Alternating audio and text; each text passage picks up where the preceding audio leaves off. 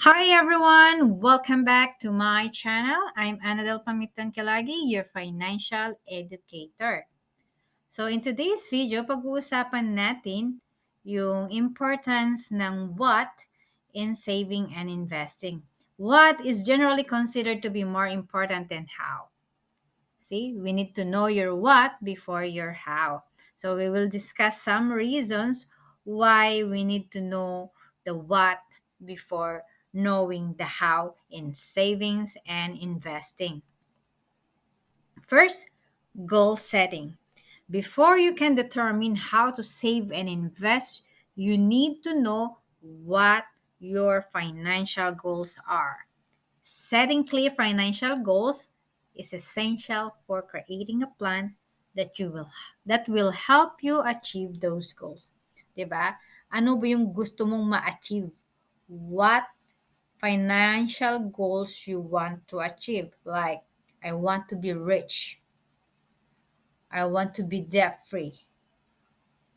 I want to retire early. So, have knowing your what will give you goal setting, a clear financial goals that you can able to create better plan and it will help you achieve your goals faster, 'di ba? You need to know what first your financial goals. Second, na may tutulong ng what before you know your how in saving and investing is the asset allocation.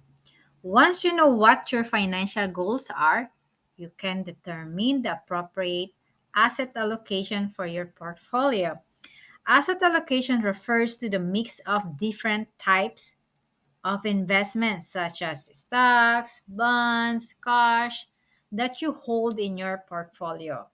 The right asset allocation can help you achieve your financial goals while managing risk. Third, reason why you need to know your what before your how in saving and investing. Investment selection. After you determine your asset allocation, you can select a specific investment that fit within that allocation. The specific investment you choose will depend on your financial goals, risk tolerance, and investment time horizon. Depende sa edad mo, depende kung ano yung risk tolerance na kaya mo. Are you risk taker or yung conservative ka ba na investor? So, it's very important to know your what before you save and invest your hard-earned money. Last is the risk management. Managing risk is an important part of saving and investing. By focusing on what you want to achieve, you can create a plan that balances risk and rewards and helps you achieve your financial goals. Overall, while how is important in saving and investing, it is more important to focus on what you want to achieve by setting clear financial goals and creating plans that align with those goals. You can make informed decisions about how to save and invest your money.